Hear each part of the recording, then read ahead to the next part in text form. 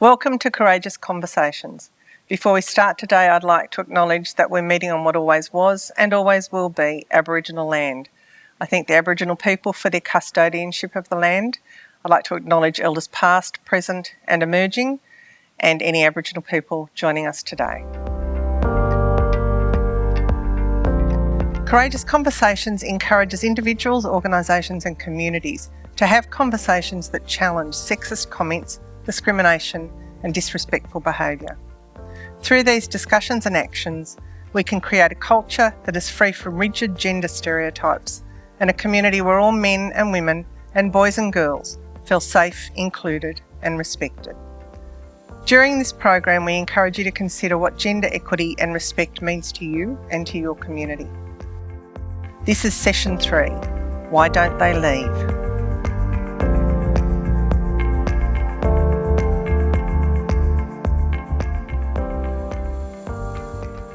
Hi, my name is Shamila Falzon and welcome to Session 3 of Courageous Conversations. I am here with my colleague Michael Maxwell. And welcome back. You saw me at the last session, but I'm here again. Michael Maxwell from Community Development at Blacktown City Council. And just reminding you why I'm excited about Courageous Conversations, where here we have a program that responds to the fact that people's lives are shattered, families are torn apart, and people, men, women, children, are being killed in the most horrendous ways. Courageous Conversations is really exciting because it actually equips us with the ability to talk to people about situations before they get out of control. Why is it exciting for you? I haven't actually heard your answer. Okay. So I've been a social worker for about, 15 years. And in that time, I've always worked with families and women. And it's the first time in my career where I actually get to talk about the impact of domestic and family violence and what causes it. And I'm really excited about this program because we get to have it with all members of the community. And we get to be here with you while we bust some myths and, talk to you about statistics and data and really take you along on this journey of hopefully, in the end, of preventing domestic and family violence. And we know it's such a significant issue in our community. So, yeah. And community, that's an interesting point, that important point, the last point, is that it's not restricted to one part of the community or another. It's just so broad. Yeah. It doesn't matter what gender you are, what ethnic background you have, what age you are, everything from elder abuse down to children. Domestic violence affects you. Everybody. Exactly. And it's so pervasive that you would have met someone in your life that would have experienced it in some way or been touched by it in some way or another. So I think in this sense, Courageous Conversations is really important because we're recording this, but it's going to get out there and going to start these conversations and discussions with lots of different people. Mm-hmm. And I think in this particular topic, why don't we leave? I think it's really going to be important because we're going to pull apart that question that we get asked all the time.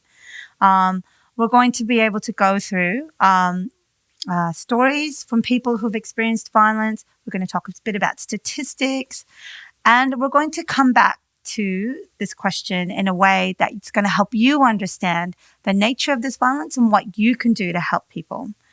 So because this is a really full-on topic, we remind you that if you get a bit overwhelmed during this session, you can take a break. And you can, take a break. And we did talk about earlier about, calling a helpline like 1-800-RESPECT. Feel free to call them, even if you haven't experienced violence, because they're also there to support people who are supporting people who've experienced violence. We put that number on the screen, can't we? Yes, we have. So, as we go along in the session, we want to ask you, do you agree or disagree? Is violence against women caused by women not leaving violent relationships early enough? And the answer in one way is very simple. We're just instantly drawn to B because we know that the answer has to be no. It's not the woman's fault. Yeah. And yet, while we know that's the answer, the reality is that it's not that easy to leave. No. Violence against women is not caused by women staying in a relationship. The violence against anyone is caused by the person perpetrating the violence. It's their choice. They've actually made the choice to do that damage to somebody else. Exactly. Violence is a choice. And we see a lot of times, in the past sessions, we talked about how most of the people experiencing domestic violence are women and children, and most of the people perpetuating violence are men. And so we see these perpetrators be quite successful in other parts of their lives. And therefore, you can see that they do make a choice to be violent in the homes with their partners. This is a very tricky question, isn't it? Because it actually it puts the blame on women, doesn't it? It puts the onus on women, doesn't it? Like, it almost says, it's your responsibility to fix it. It's your responsibility to leave. Why doesn't anyone ever ask, why doesn't he just stop using violence? Have you ever heard that question? And that sort of is sort of overlaid then with comments made to the woman herself, often by the perpetrator. Yeah. Of, why did you push me to that? Why do you make me angry? Why do you do that? And it's a layering, isn't it? It's a layering.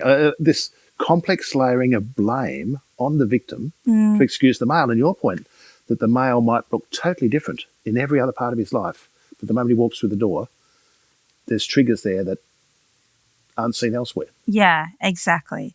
And so if the perpetrator is blaming the woman and everyone around her is blaming her, then how do you think she feels like about being in that situation? It's quite a disempowering situation, isn't it? Yeah. So in the session, we have some videos. And so what we're going to do now is we're going to play one of these videos, and it's from a domestic and family violence counselor. And she's going to speak about her experience working with women who've experienced violence. There's a lot of secrecy around domestic violence. It's getting better. I still have clients who won't say it because they don't see themselves as part of that group. They don't want to be seen as a victim. Some clients don't even know they're in a domestic violence situation. And you have to break it to them. It's really heartbreaking. And also, if they've grown up in a violent home, the fact that there's no physical assault or violence in their relationship, they think they've broken the cycle. And they don't realise that domestic violence is a lot more than that. There are hints, like there's a lot of control in the beginning, like saying, you don't really think that dress looks nice. You shouldn't really be wearing that dress. I mean, if you've got low self-esteem, it's going to come across as, well, he really cares about me. Isolating them from family, jealousy, it's huge. But we know that harming animals is related to a high lethality. How are they with their families, their own mother? What do they think about women? Are they respectful to women, or are they just a commodity? How kind are they? Do they put other people down? Do they belittle?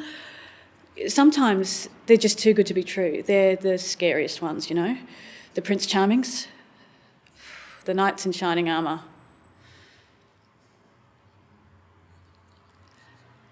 Leaving a DV relationship, well, it's like breaking someone's arms and legs and then asking them, run around the block.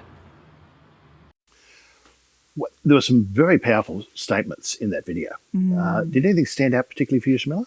I think the comment about trying to leave domestic violence, it's like having your arms and legs all broken and then having to then run around the block. I think it ties in with what we were saying before about that layering of blame and shame on the woman. Yes. Yeah. And recognising that, the arms and legs broken, women just often aren't equipped to do what needs to be done. The other thing there that really struck me was and it's obvious, that the whole secrecy around domestic violence. And it goes to that shame and the blame again. At what point do you actually tell someone that you're the victim of domestic violence? Especially in families where that are tight and close, and if you speak out and blame or raise a concern about somebody else, you could then be ostracised by the entire family. Yeah, and I think this is something that people don't understand, is that through their comments and their attitudes, they can almost make it impossible for a woman to seek help. But it's also a good point to say there's an opportunity there to kind of change and break open a situation to help her get help. Yeah.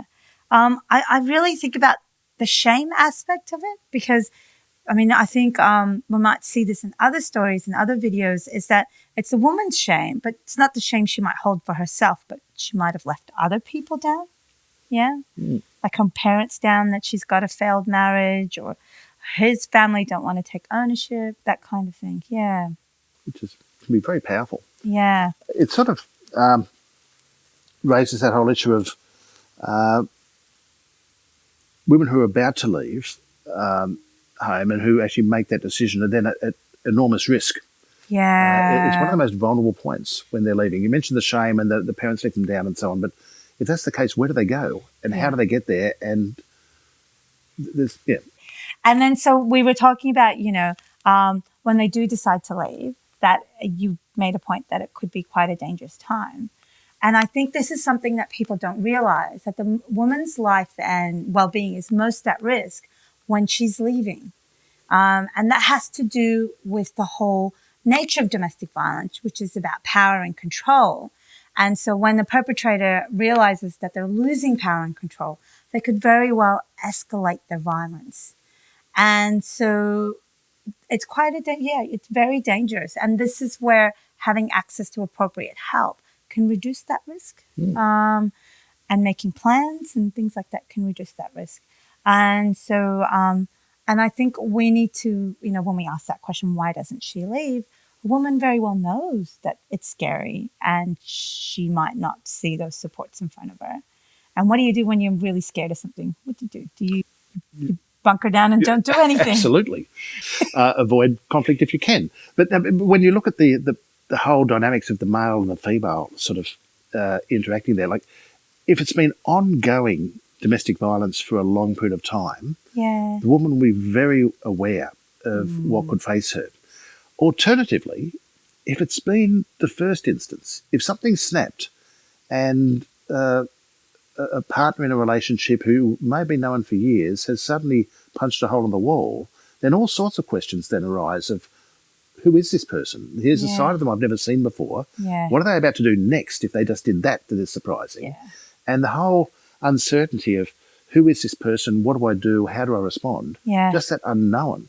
And then in the point of leaving, the perpetrator then sort of blaming the victim for leaving, blaming the victim for destroying the household, the perpetrator feeling rejection by the victim as they leave, the victim themselves feeling rejection by the perpetrator, and the guilt and the shame and the fear. It's not the best time to be trying to make an informed decision. No, it's not. And it sounds really, and it's quite a scary time, and it's quite a full-on time.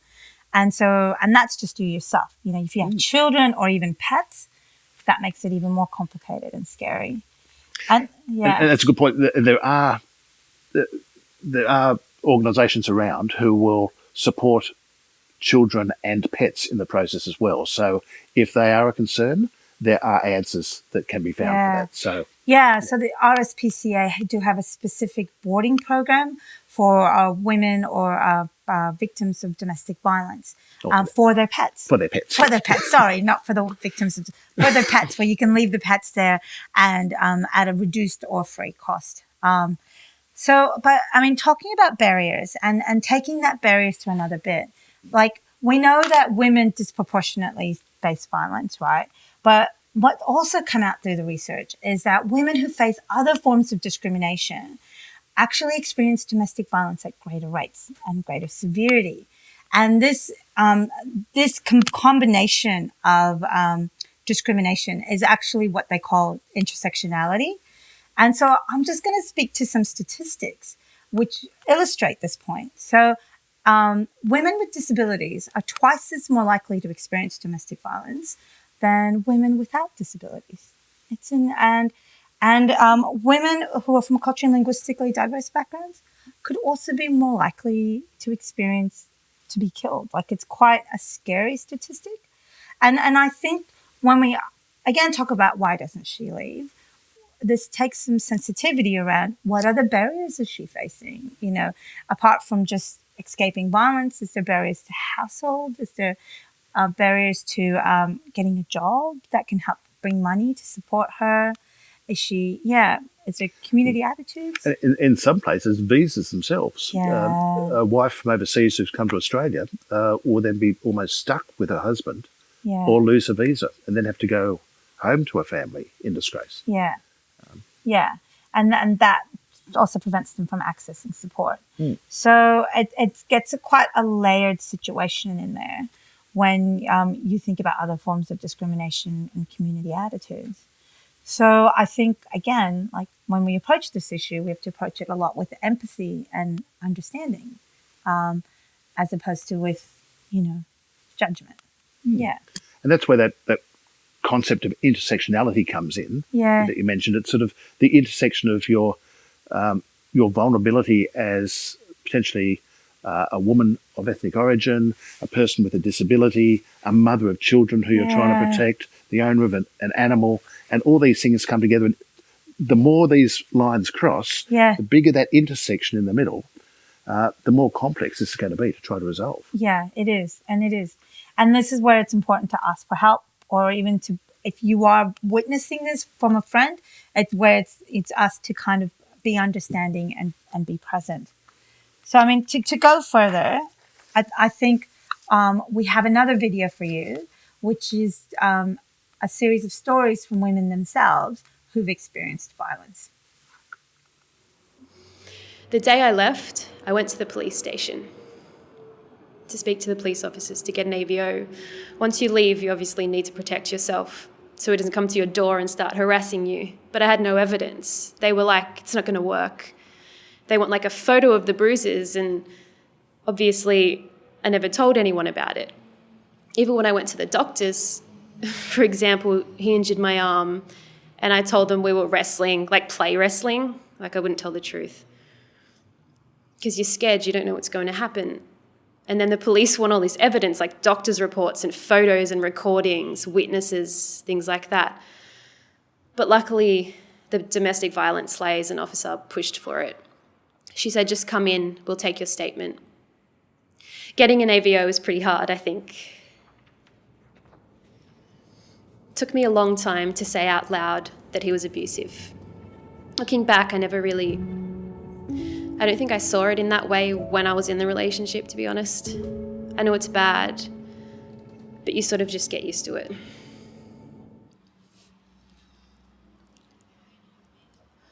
When I met my ex-partner, I wasn't looking for a relationship.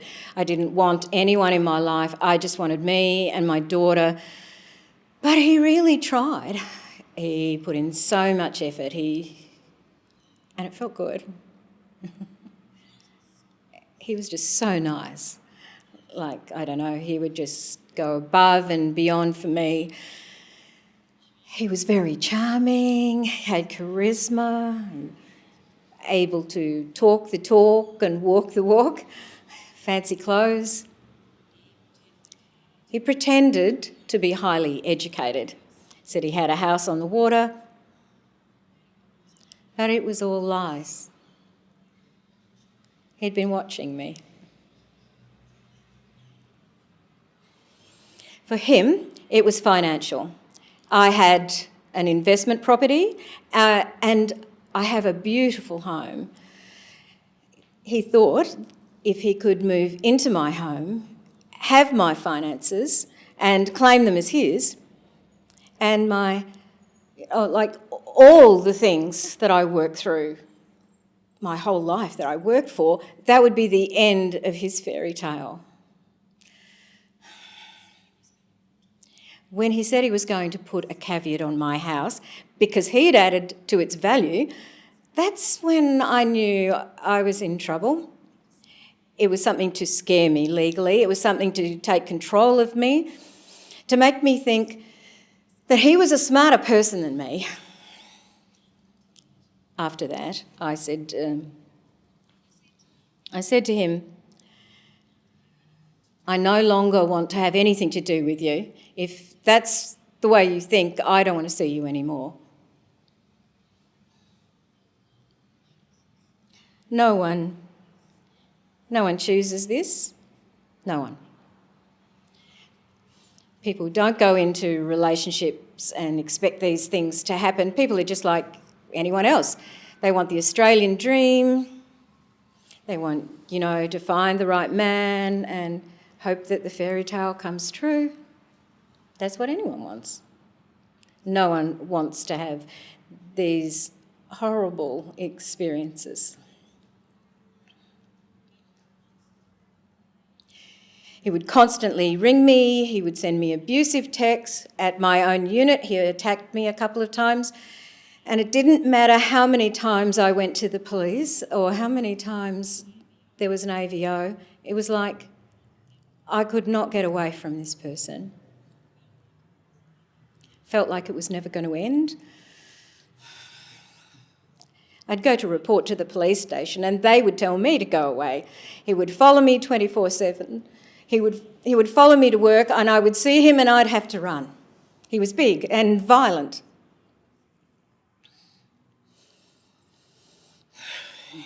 At first, people tried to help, but because I wasn't able to solve the problem, I got the blame in the end. Why don't you stop it? Why can't you tell him to go away? Even my mother and father, they couldn't understand why I couldn't stop it. Why can't you tell him to go away? Even my mother and father couldn't understand. So in the end, it became my responsibility. They stopped trying to help. When you try to tell their family or show them the evidence of what's happened, they don't want to acknowledge that it's their son or child that has the potential to use and cause a lot of damage. No, our son doesn't do that. No, our family doesn't have any of that. They don't want to see the other side because they see it as a reflection on them. Most people blame the women. And their families and the parents are ashamed that their daughters have let it happen.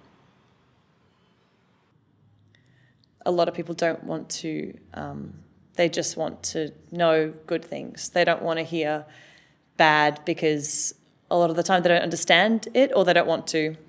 They just want to live in their own little fairyland where their life's perfect, their partner's perfect, their kids are perfect, their house. They just don't want to know about it. There were hints with when he started getting angry and he was getting really aggressive with me and he pushed me to the stairs but I guess I didn't want to believe it. I was in denial. I so badly thought I had found my fairy tale after everything I had been through in my life. I just didn't want to believe it. It's hard to leave. Often the financial is a big thing. Often the security of having a house is a big thing. Women will say,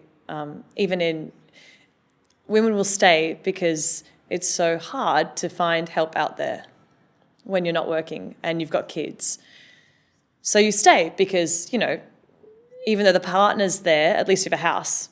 And even though they still control the money, at least you still have a house. And it's not really security, but at least you feel like you've got something.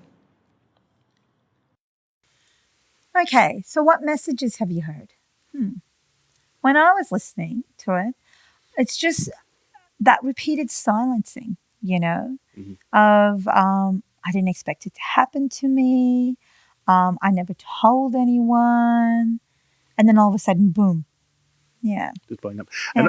And I heard, I suppose the statements that were coming were sort of those same sort of categories we heard before, the feeling of hopelessness of, I can't believe this is happening. What can I do? Yeah. And the feeling or the message of dismissal from family and friends who just couldn't believe that of him.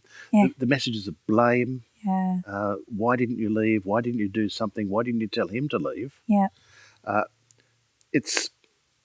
failure. Yeah. Which wasn't actually said by anyone, I don't think, but it was underwritten everywhere. Yeah. I mean, the stories of survival are really stories of strength and how they were able to endure and get through it. But that feeling of they must have failed somehow, when in reality, none of it was their fault. And when they did try to leave and they're trying to get through the system, it's quite difficult, isn't it? I mean, and there were multiple steps they had to take. The story about needing evidence from the police, but then when there was opportunity to talk about it with police, I mean, with doctors and friends, that sense of shame holding them back. So it was kind of this push and pull of, what to do in the moment and then what really needed to happen for it to have a better outcome afterwards. And that lady who was incredibly financially stable, where the abuse was really effectively trying to steal everything of hers. Yeah. How do you show that to somebody when it's not physical? You can't go in and say, "Here's my eye, here's my arm," but you know that you're being torn apart, stripped not only of your assets, but in her case, of her confidence as well. Yeah. And it really highlights that, non-physical forms of abuse are just as harmful, and if not more so than physical forms of abuse. And then when we talk about domestic violence, people automatically go to punching and bruises, but really most of the violence is really the financial abuse that she talked about, the emotional abuse that someone else talked about, when the manipulation, where they were made to feel responsible for the abuse, and over a long period of time. So, and I think the strength that it took to leave, one of the ladies talked about her main motivation was her child. And the other one was also, trying to have a stable home for their child. So, women in these relationships are always trying to do the best for their children. Yeah. Indeed. And I suppose one of the messages that comes across was, here were these people, the woman who would go to the doctor and not speak, the woman who went to a family and got pushbacks. It's a case of being in a position where we consciously hold the doors open for people to have that conversation. Yeah. The next video talks about that, which has a DV counsellor talking about how to help someone through that process and open up. It's really important to try not to distance. I know it's going to be hard to see the person, but do whatever you can to stay connected, because that's going to be her lifeline when she's ready. Don't hate on him, because that's going to drive her closer to him. Don't judge her. Women have told me years later, but what helped me was that you didn't tell me I had to leave that man. We fleshed that out eventually, but we didn't go in hard-nosed. It's not helpful. I care about you. I'm here for you. They're the messages. I care about you.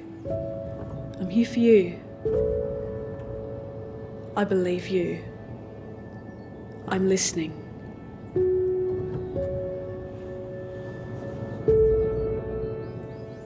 And there's that message again coming from the DV counsellor about the way you can hold the door open for people and provide a situation where there's actually hope and assurance that someone is actually listening to what they're saying and believing what they're saying.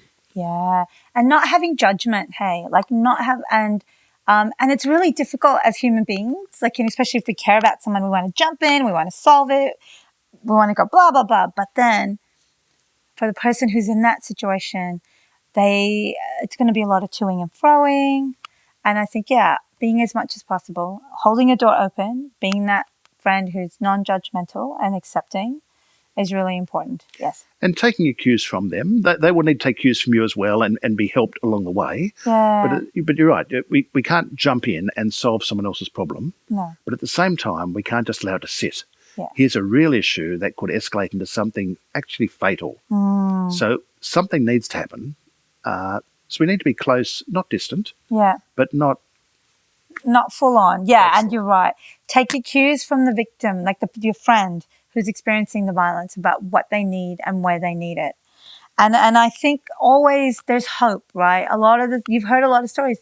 Women leave, and they survive and they thrive, and there is a life after the relationship, even if you with children, without children, and it's a recovery process too, isn't it? And I think that's a really big highlight I always get from the stories, that years on, people recover and they pull their lives back together. Yeah. So at the point where you want to do something, Yep. who do you call? Well, this is it. And I think what we see here, if you think your friend or relative is in immediate danger, call 000. The other numbers that are really good to call too, if you want advice about steps to take or where to get help, is 1-800-RESPECT. And if you're a guy and you see someone in trouble, there's also a specific line for men, and that's 1-300-766-491, and that's the men's line. And I think it's important, even if you don't remember, you could Google the men's line, but it's important to know immediate danger, or if there's a police issue, 000 is always the best number to start with. And then later on, 1-800-RESPECT, and then the men's line if you need further help. And I think, it's better to call than not to call, right? And it's better to take that leap and to, even if you're feeling a bit worried, to do it than not do it. Because either way, you're going to be helping that person in that situation of violence. Yeah. And clearly there's so much more to it than that. And that's why our next session is going to look at building respectful relationships that will actually help people to move on to the next step. Yeah. And change the story of the violence that they're experiencing, and change the story of their lives. Yeah. That's the next session. That is the next session. So with all this, we'd like to leave you with a quote from Brené Brown, and I'm just going to read it for you. It's, empathy is simply listening, holding space, withholding judgment, emotionally connecting, communicating that incredibly healing message of you are not alone.